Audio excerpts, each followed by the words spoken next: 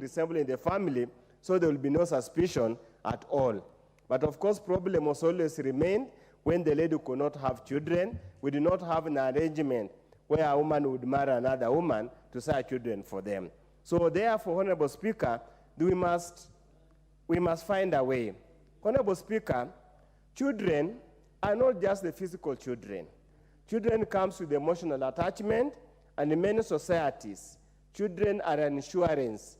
It's a welfare insurance in old age.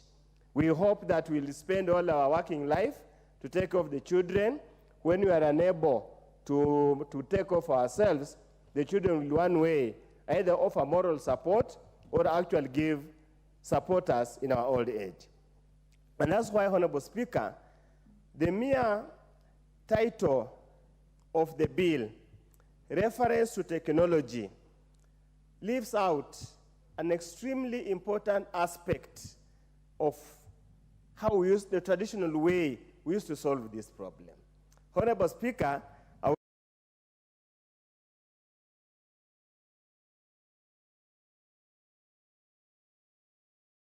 is married, the man that cannot sire children because of medical life has clearly put it. She contracts a cousin of the husband. So whose children do they belong? We thought then that particular aspect, we could have actually institutionalized it, legalized at this particular moment, so that now when we talk about technology, of course, technology found me. What I have about technology is a laboratory. But what about natural process, akin to adoption or something like that? So, Honorable Speaker, these are now the issues that when we come to the committee of the whole House, hoping we'll be given enough time and we'll have a bipartisan approach, we'll address these issues. Honorable Speaker, the bill has got very far-reaching issues. Number one, the definition of infertility. Again, we must persuade the proposal of the bill where they say that infertility means the inability to conceive after 1 year of unprotected coitus or any other proven medical condition preventing a couple from conception. Dr. Nyikali was going to consult. I don't know if 1 year of continuous activity should amount, if there is no results, could amount to infertility because there could be other emotional issues pertaining to it. But, Honorable Speaker, there are three fundamental issues I want to raise here. Number one, and my colleagues have raised as a Catholic, who is supposed to benefit from this? Is it any person who is unable to take through the process? For example, a lady who feels probably does not want to deform her belly. Would she go for surrogate motherhood? Will the law allow? Or is it a case where it's proven beyond reasonable doubt the lady is unable to carry a pregnancy to term?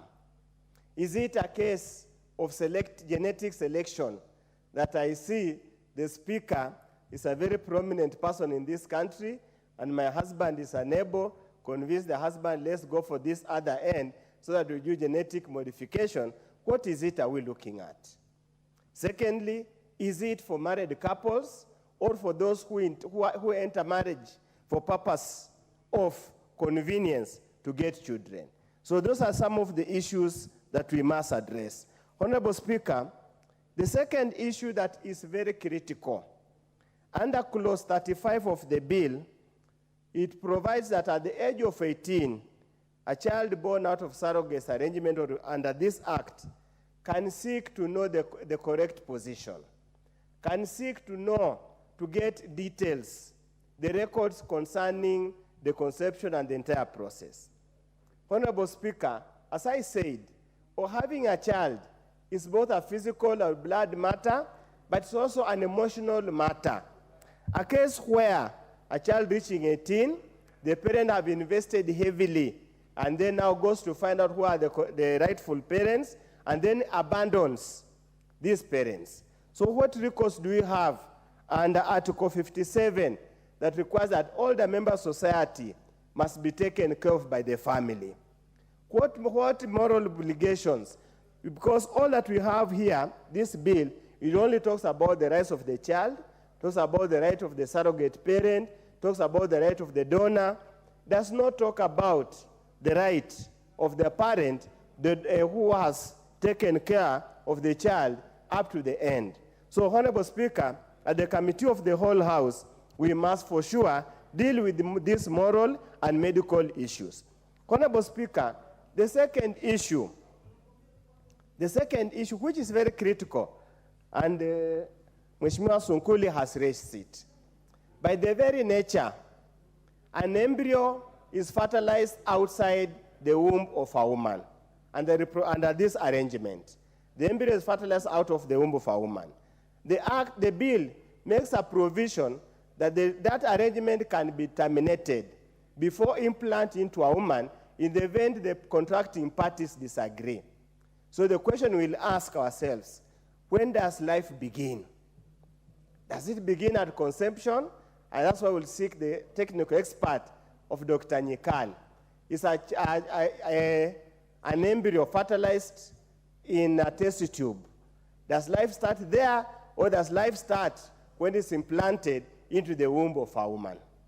Now, those are now moral issues, constitutional issues, religious issues that we must delve into, so that this bill, as it tends to address a very fundamental issue, we must also not lose sight of our culture, the Constitution, our religious arrangement, so that we are able to tie up all together. But I must commend Millie for getting out of their way, because these things are happening. But we must also incorporate these traditional approaches that we had had for all the years of solving issues of barrenness, childlessness, so that we are able to incorporate, so that we move away from technology, we also allow the natural process. Thank you, Honorable Speaker. Dr. Naomi Wako, in 1 minute.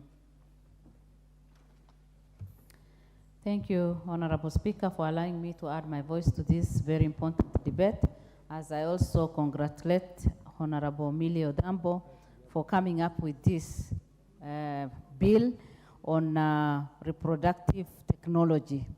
Mr. Speaker, I stand to support this bill because of what we know in our own society and in our country. We know that people who have had challenges of infertility have had a negative impact of that in their lives, and in particular, women have suffered from the negative impact of that. Many have experienced violence, many have been divorced, and many have also gone through social stigma and emotional stress. Depression has also taken place in some people's lives, anxiety, and low self-esteem. As a result of that, Mr. Speaker, many have even committed suicide. And that is why today I stand to support this bill, so that this technology can be a relief to many people. Mr. Speaker, in part 3, clause 1 to 19 of the bill provides of matters regulating prohibiting activities, including the use of embryos, consent of parties, and etc. Mr. Speaker, this will solve a lot of problems from our generations today, and especially women who have in the past been moved to depression because of this. Order, Honorable Naomi Wako. You will continue after the adjournment motion. I want to now call the mover to move the adjournment motion. If we are able to be done with it within time, we will revert to this motion, Honorable Dr. Naomi Wako, and you'll have 8.5 minutes to make your contributions as we proceed to the others. Yes, yes. Honorable Mbui.